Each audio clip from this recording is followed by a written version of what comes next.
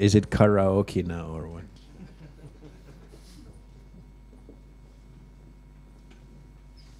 All right, welcome from our behalf as well. Too bad we were not here in the morning, but we heard our colleagues speak in the other place, so we'd rather stayed out. That makes sense. And my presentation coming at this stage of this show really doesn't try to repeat all the things that are the same. I think by the time now, after Norway, Denmark, it is quite obvious that the systems are pretty much the same from the legislative point of view. So I have two twists in this. One of them is this IT, although Isabel quite well pointed out in the morning that you could read it like with focus on it. and everybody can decide what is the it that we want to focus. But it is basically IT that we focus. And the other thing is pretty generic. I want to bring out some examples on things that have gone wrong, and they're not specifically IT-related issues. Some of them are, but some of them are not. So here we go with, is this the button to press? That way? No. I just still didn't know which one was it. This one. Okay, there you go. All right, let's look at it. I just wanted to give the background. In every one of our countries, public procurement is a big thing. A lot of it is happening, and we have all of our histories. Finland has a very strong public sector enterprise history, all the energy sector, healthcare, utilities, harbors, railroads. They're not private. They are companies, but they're state-owned, and many of them are subject to the public procurement laws, which creates a huge business, huge market. And many companies who operate very commercially with profit-oriented practices then still have to be subject to the public procurement laws. I have had some harbors as clients, and they are really, they are questioning why should they, but they are state-owned, they're actually community-owned harbors, and then they are subject to the public procurement laws. But the amounts are huge. The amount of notices is over 10,000. And as you can see, this is, well, slightly decreasing. 2012, probably the economic activities are less. And even in the ICT sector, about 1 billion euro of ICT annually being purchased by municipalities and all the other public sector players. And all the system is managed, of course, these days electronically. There's this Hilma, it's a Finnish name. It's a database where these notices can be followed. And I know that there are entities who provide a service for any particular company in any particular industry to follow these and give you notice if there's something that kind of fits into your practice. So I remember even us on a law firm basis in my past, we had some service where every bid or every public announcement for legal services was just simply followed by somebody else and sent to us for evaluation. So, but the database is very good. All the notices go there, regardless of their size. So if you have access to that database and even to the Finnish notices there, then you'll be very, very easy to follow the Finnish public procurement market. And a little bit on the formalities. I think this is the same for all of the countries that we are looking at today, where the open procedure, negotiated procedure, competitive dialogue, and framework agreements are being used. And I'd like to raise attention to the framework agreements, because especially in the IT sector, the ICT sector services in Finland are typically subject to framework agreements. There is this public, actually an organization that acts as a general purchasing entity that I think every 3 years it opens the bids for specific ICT services in specific areas, and then companies make a bid, and then for the next 3 years the communities, for instance, can then with a very simple process order like 10 hours of coding work or 100 hours of this type of support. There are arguments that this is not very good, because what it has led to is that the framework agreements get bigger, so the competition for those is extremely high, and actually becomes a system where somebody owns the framework agreement and then subcontracts all the work to the others. So I've actually been in a presentation where this presenter actually was representing a company who had a framework agreement, and that was like the first bullet. Hey, we have the framework agreement, who wants to work with us? And all the others were out of work because basically from that sector, from that work, I was the one who was going to supply, but I can buy from you if you just cut your prices low enough that it makes sense for me to do. So this can lead to some odd situations. And Finland is a small enough country that, like in medical industry, some medicine, some services, the framework agreements become so big that practically one supplier can exist at a time, because if they get the deal, the rest can disappear for the next 3 years, and then they can see who's there around. So it really doesn't serve the purpose of open competition and the best prices for the public. So framework agreements are an opportunity for companies like the companies that come from abroad, because if you can contact a framework supplier, it will not require from you the public procurement process to be able to supply. So that is a great opportunity for entering the market. And again, the same thing applies, I think, for all of the countries with the minimum requirements and comparison requirements. And here, where the challenge often comes in the comparison requirements, that which I think is the problem with the formal public procurement process, is that when you are proving your skills, like if you are being graded on your skills in any particular area, that, like, for instance, if I was graded as a lawyer on my skills on public procurement, I hope I'm not, but if I was, it wouldn't be enough for me to say that I worked 5 years in public procurement cases, because that cannot be implied as any kind of experience unless I really prove that I know this, I know that, I've been here, I've done this and that and that. So just the job position, like in a big software company, if I've been like a program manager in an IBM, everybody can conclude that this probably knows about project management, but for purposes of giving you evaluation criteria, nothing is implied unless I explain precisely what I've done as a project manager. So this, we as lawyers sometimes have failed in this, because we've said, okay, I used to be 5 years here and doing this and that, 0 points. I mean, I didn't really explain what I know. It cannot be implied. So for any kind of a skill or requirement, be so specific that even a lawyer could read from it what you can do.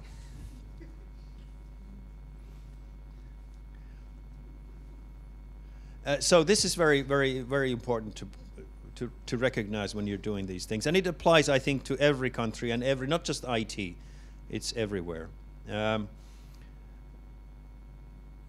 And I think one thing is absolutely important as well for learning purposes, that whenever you ever participate in these things, actually this didn't come out before, but one interesting thing for learning purposes is that whenever you participate in any of these bids, and you might even lose, remember always to ask for the copies of the ones who won. You will learn a lot. That's the way to learn, because they're not publicly open, public, but for participants they are public. And you will be receiving the winners and even the others if you request. Sometimes the authorities don't accept that, or they don't like it, but I think that's the way it is, that if you are a participant, you can ask everything, except what they have highlighted as confidential. And you cannot highlight the entire bid as confidential. So you will see how the winners were pricing, how they were representing themselves. So the next time around, you will be, again, better bidder. Better bidder, that's a good word. Yeah. Or you're a bitter loser and a better bidder.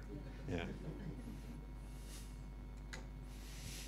What are the problems? And again, it's not just IT. I think this applies every country, and especially Finland. We are a very young economy. Really, this area has become strong, like in all Scandinavian countries over the last 10 years, and it still is developing all the time. And there's lack of know-how and skills, even lack of understanding what's the whole purpose of public procurement, because it's, although it's very much linked to competition law, really the public procurement, if I understand it right, it's meant for, it's not really for free competition, it is for the buyer to be able to get the best possible purchase. It's really protection of the public interest, not the interest of the competitor. So, but it becomes subjective. I mean, people like certain other companies, especially if you sell services, like ICT often is.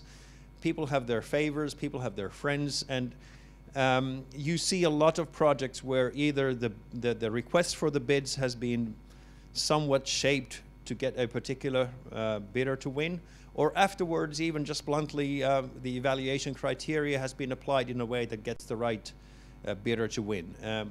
So it's hard to say. If I say that 20 appeals have been in the ICT, even this year I've had like 2, 3 where I have said that this would be a worthwhile appeal, but the client, typically suppliers, have not appealed because they feel that by appealing they show another side or hostile or negative side to the client.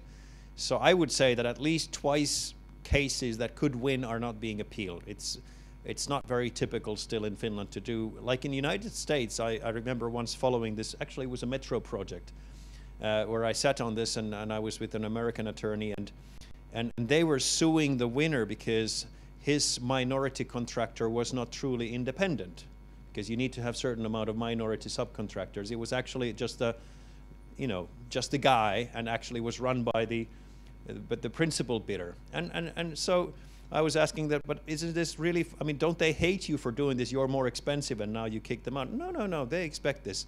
And they said, our subcontractors are not that clear either, so you can expect maybe 3, 4 rounds, and it's just normal. Everybody sues everybody until you get to the final result. In Scandinavia, it's not that way yet. It's still very sensitive. Political, so to speak.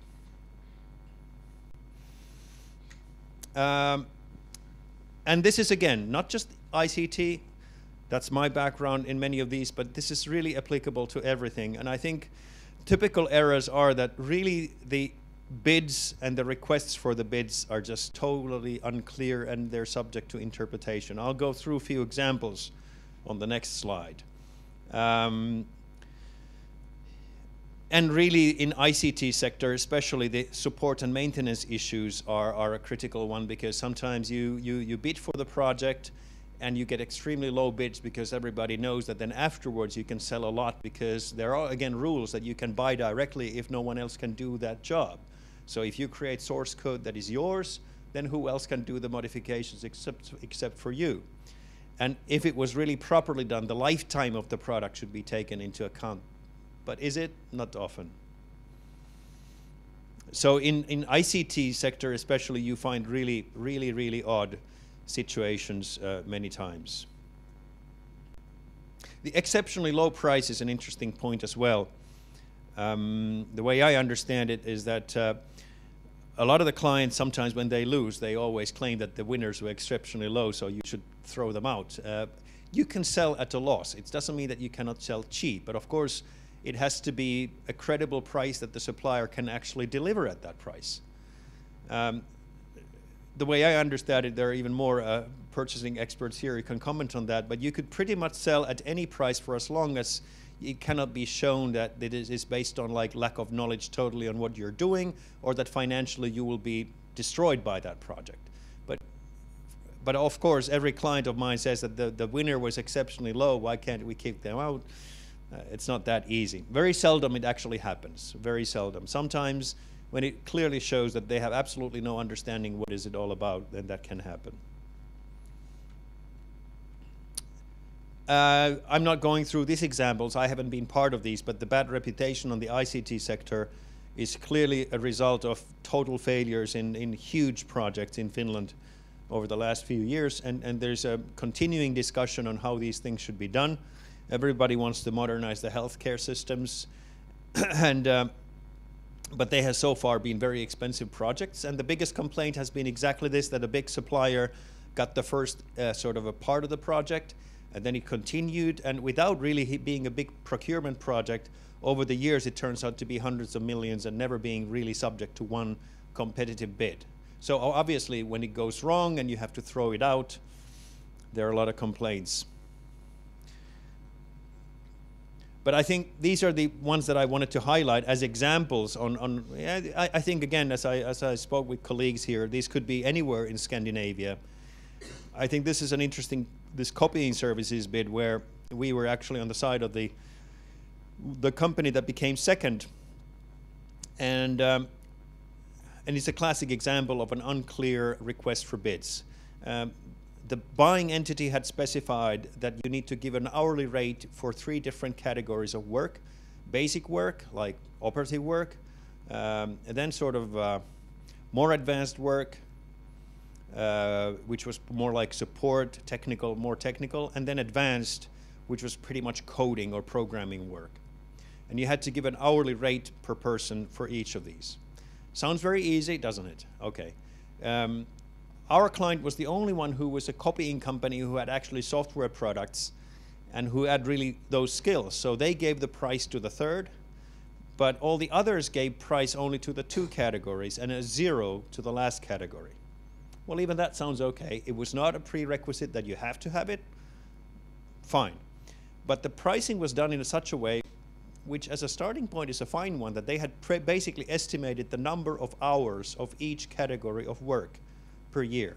Let's say that it was 1,000 hours of this, 1,000 hours of that, and 1,000 hours of that. It was a huge Excel sheet, and it was basically so that it multiplied the hours with the price that you got. So when they didn't have coding work and it was a 0 price, it ended up they basically gave that category for free. But in true nature of the bid, they really didn't have those hours to supply. But they became cheaper because of that 1,000 hours missing from the bid. It was all done very nicely, all very formally, but it didn't anticipate the fact that if you didn't have it, should you have added those hours to any other category? Small mistake, decisive mistake. Happy thing for my client is that they are the current supplier and it's under process now, so every month that they are still doing the copying services, they get my small expenses covered of the complaint because it continues for another year. And they might even win it, I don't know. But it's an interesting how that mistake happened. Nobody really wanted to make a mistake. It was a very clearly, good faith mistake. And unfortunately, that made all the difference. The second one is again, same. In this case, I was on the buyer's side and they wanted to modernize a crane, and there are a very limited number of companies who can do that. And they had 4 bids. One of them was totally outrageous. And then one was clearly the best. It was about €1 million cheaper than the second. And it was also the most experienced company who could do that. So everything looked very clear. They selected. And then number 2 complained because the winner had filled this one A4 price breakdown where every category of transportation, electric work, mechanical works, and the requirement was that you have to break down the price. It was a fixed price deal for everything, but please break down the price. And they had done it so it was all filled with handwritten writing, and they had basically just not broken down the figures, but just said it was all included in the price. And then the number 2, who was €1 million more expensive, complained that these guys should have been thrown out because they filled in the form in an incorrect way. And of course, my client, the first reaction was that we'll never buy from those guys, we never, which is not the legal argument. And we made a huge claim back and forth about, and of course we dug out all the errors in the number 2's bid, and it became really a big case. It was a big interest, and we wanted the ability or promise to actually go ahead with the purchase because the crane was lying somewhere in Germany to be shipped over to Finland before the ocean freezes and all that stuff. Well, we didn't. We lost those appeals. But then the judge actually made the very best call that in one of the last briefs, the other side had also claimed that actually the whole purchasing process was so confusing and that this evaluation criteria was gray. And the judge made the smartest move from my client's perspective because this process could have been dragging on for years and they still could have just let the crane rust somewhere and never had it in their use. The judge picked up this last argument very quickly, very quick decision that, yeah, that's true. It was so confusing that the whole thing has to be redone. And since then, the judge doesn't have to form any opinion on any of the other claims.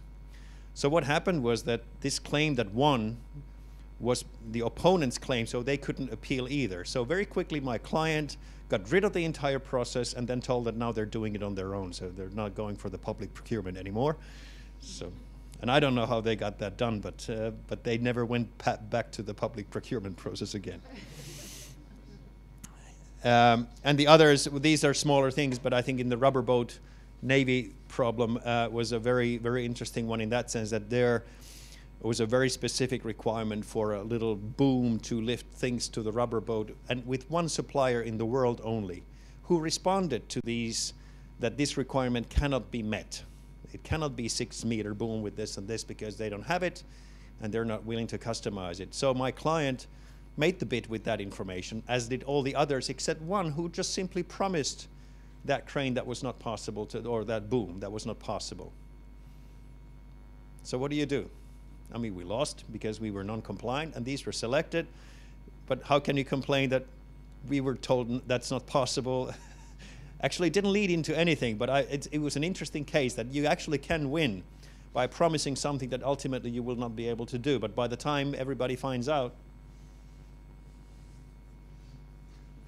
And then on the ICT services, it was an interesting one where we never went to the process, but there was an existing supplier on ongoing ICT services, and it was coming to a new contract period. So a new bid was asked, and they gave the price. And one part of the price was the transition project. So they gave a price of €1,000 or something, just for, just as a basic. And so the client calls and said, it cannot be. I mean, you have to give a good price for just as if you started from scratch. But no, I mean, we only have that €1,000 because all the others had to obviously give a very high price for the project. And the client actually did this, that afterwards they basically evaluated the projects so that they took away the transition cost from the others and compared the ongoing, really total procurement practice error, total. I mean, it was wrong, it shouldn't be done that way, but they just did it. And it was a big public client, and I told them that they could really easily win this case, and they decided not to appeal.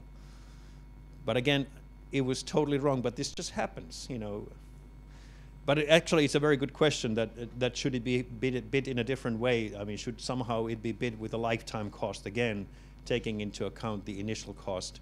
Or is it actually fair that you give an advantage to the existing supplier who doesn't have to have that change cost? I don't know. Well, I think if you go back to the public procurement laws, actually the cheapest is the best. So if it is cheapest to continue with the existing, it's all fair.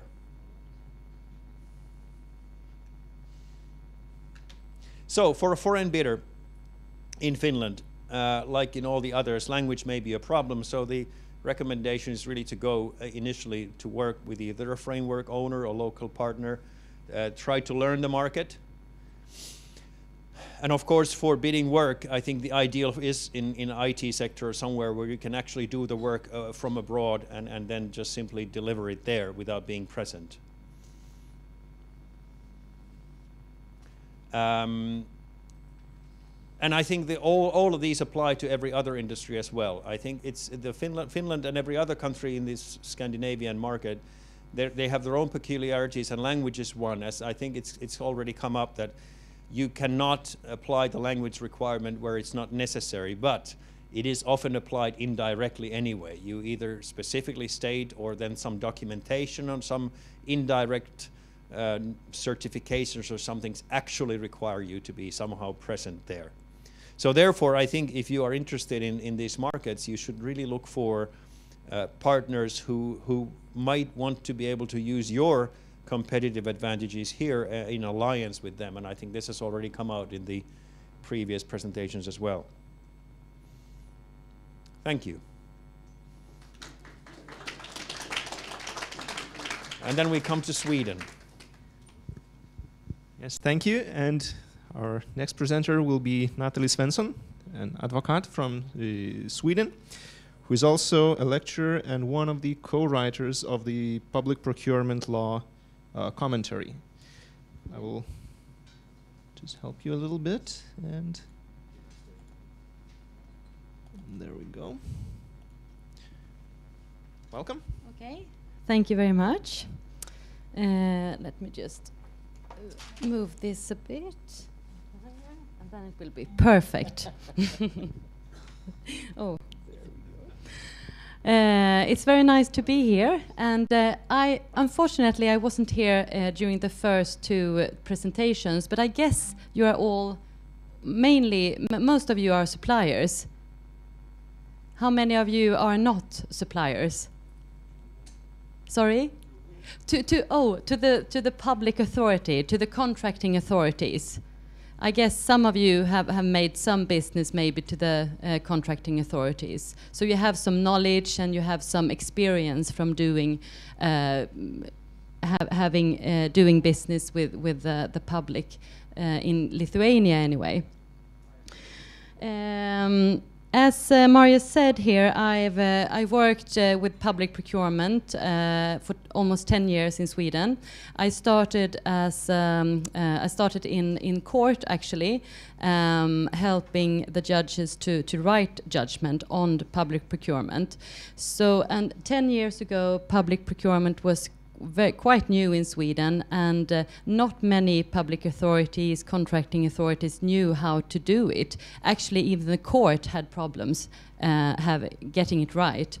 I remember there was one case that was very important in Sweden, and almost every case law was based on this particular case. So the judges was like, how do we do now? But in 10 years, many things have happened, and the competence and the knowledge at our public contracting authorities has very much. But still, there are some lacks we can see there, because we see many procurements that are not very good.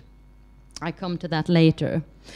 The purpose for my presentation is not to get not to give you a very detailed information about Swedish public procurement law, because that's impossible in 30 minutes, but it is to make you aware of maybe possibilities, difficulties, to make you kind of willingness to actually go into the Nordic countries and start to give tenders.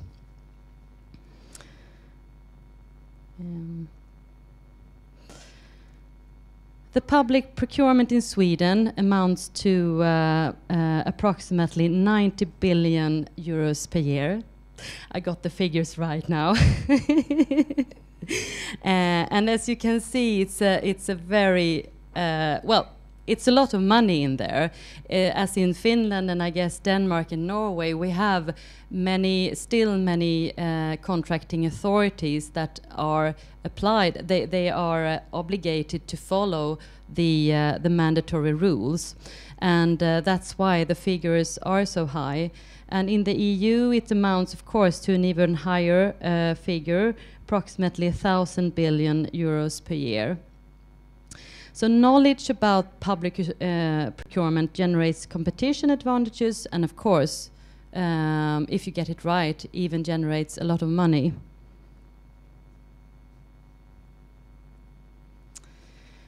As in the rest of the Nordic countries, as in the EU, public procurement is governed by the Swedish Public Procurement Act, largely based on the EU directive, and that's the common thing, of course, in the EU. By complying with the Swedish procurement provisions, contracting authorities also meet the obligations prescribed by the EU law. Then we have a separate law, also from 2007, which applies to the water, energy, transport and postal services sector.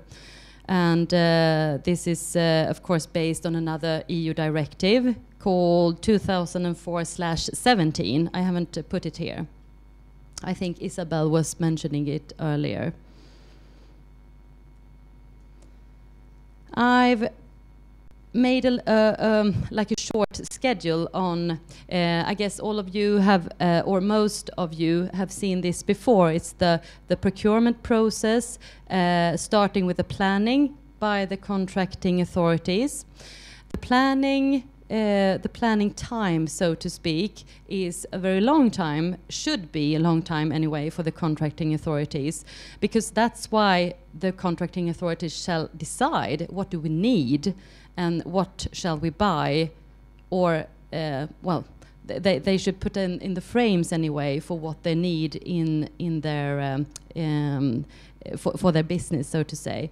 They do a needs analysis before they actually produce the contract documents, and the first part here, the planning process, is where all suppliers comes in, of course, with the selling and telephoning and so on to the contracting authorities, saying that their product or services is the best, but also to of course market the thing that you produce or the services that you have, to make the contracting authorities aware of a need. Could be that as well. The procurement process is a very short process in this. Put in this perspective, it's over in about maybe 1 or 2 months. The publication of contract notice shall be out for around 50 days, normally 52 days. So the middle part here is the shortest time actually, and then the fulfillment of the contract, the follow-up, is normally also takes a quite big part of the procedure. I guess Anders and Isabel and Juha, in a way, have explained the procurement process really with the exclusion of suppliers, the qualification phase, and the award of contract, the evaluation of the tenders.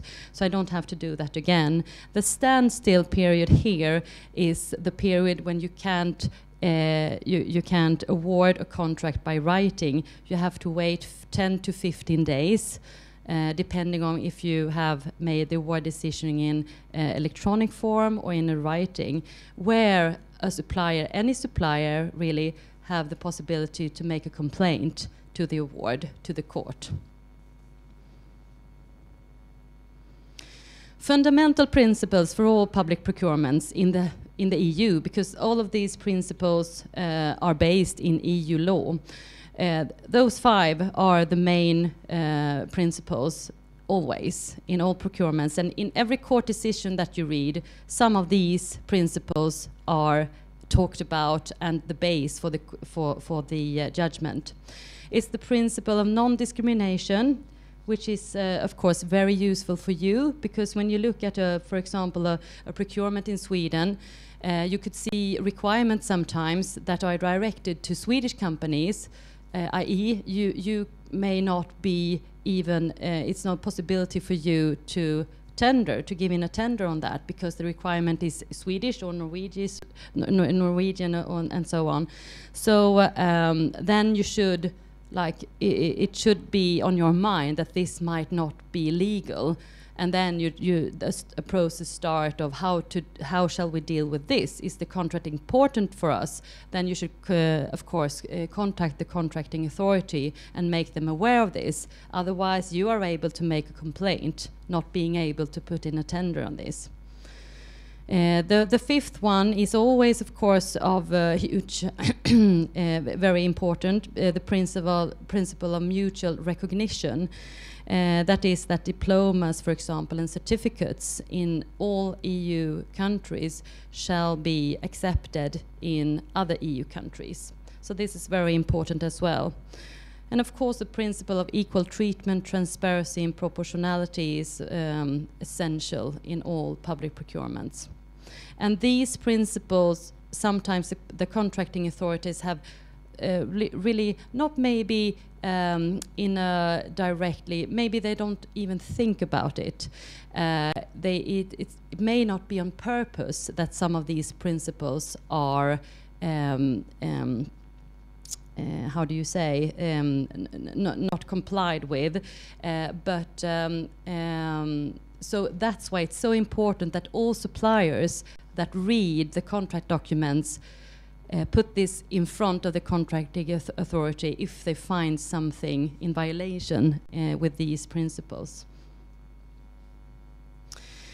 Well, a bit quick, the consideration of tenders, as I said, checking out grounds for excluding a supplier, checking the suitability of a supplier, the qualification phase, and then awarding the contract, evaluation of the tender. As I think Anders was saying before, the tender that is the most economically advantageous for the authority, or the tender that has the lowest price, only these criteria may stipulate the winning tender. And in Sweden we can see, and as our recommendation is, I forgot to say that, but in my work I I advise approximately 80% to contracting authorities and maybe 20% to suppliers. So we give a lot of advice to contracting authorities to make the contracting documents even better, and it's hard to get 100% clear contracting document, but we try to make them put in better requirements in them. And we always advise them not to go on the lowest price, because, well, normally we know that the lowest price is not the best supplier. It's the one who's got the best quality in what service or product or contract work he or she even offers. So in Sweden we can see a clear trend from going from the lowest price to the best, economically advantageous for the authority, which is, in my opinion, very good. What challenges do the foreign tenders then meet? Well, this will be a short review, I think, of what have been said earlier. The main rule is that both requests to participate and the tenders must be submitted in writing.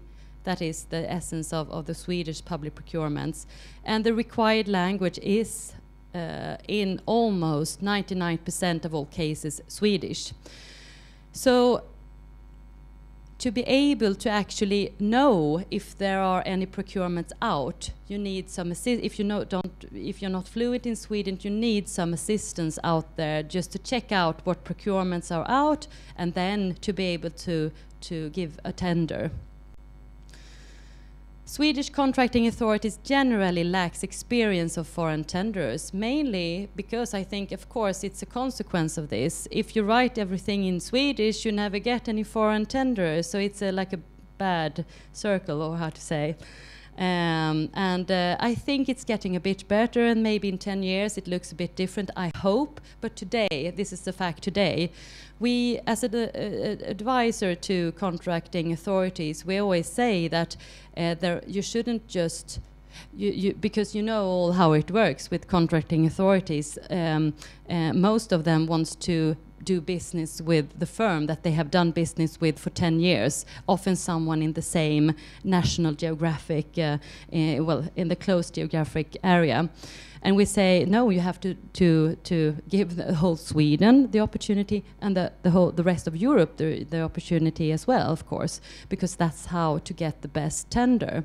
And they are getting better. It's just a matter of thinking, I think, that they have to do what they have to do. I mean, we have the law because we want to raise the competition. It's a competition rule, the public procurement. Other challenges that tenderers meet are, of course, the Swedish high standards. We've heard about it from Norway and Finland and Denmark also. Swedish high standards, special requirements, for example, employment law, insurance solution, and other securities, such as bank guarantees, that might constitute a problem for a single supplier that want to give a tender, that wants to come in and do business with Swedish authorities.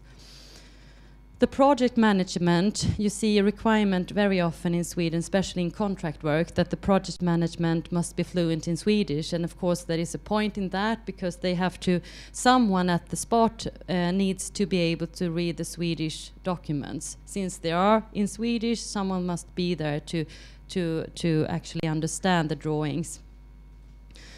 The ability to show non-discrimination, gender equality clauses have been also, you can see them more and more often in Swedish procurements. High work environment standards and requirement for environmental management systems, also very used very often.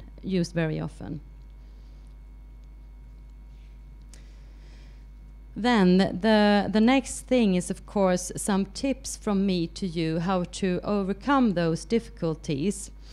And as Juha mentioned here, cooperation with Swedish companies is a very good thing, because in that way you start to know the requirements that you have to know and fulfill to be able to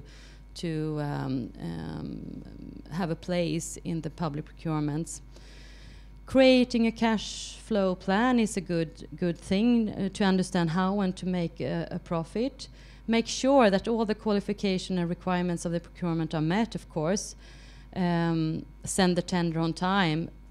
Even if it's the postal services who's made a mistake, it's not even possible to qualify a tender which comes in too late. And I've seen it too often, and it's very sad that some suppliers have put hundreds of hours just to put down the tender requirements and so on, and then they don't send it on time, and it's very sad to see. And of course, designate a local partner or consultant to solve the language and national procurement law boundaries, because there are boundaries still. They shouldn't be, but they are. Other tips is, of course, if you don't have the capacity or the requirements all in your company, you could always refer to the ability of another party.